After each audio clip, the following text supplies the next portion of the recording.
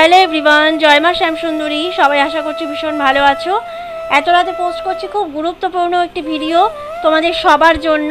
তোমরা হয়তো এখনও অনেকেই জানো না, আমার তরফ থেকে আমি সব রকমভাবে ইউটিউবে পোস্ট করে দেবো, শর্ট, লং এবং কমিউনিটি। এত রাত হয়ে গেলেও, কারণ তোমরা কেউ জানো এই দিনের পুজো না মিস করো।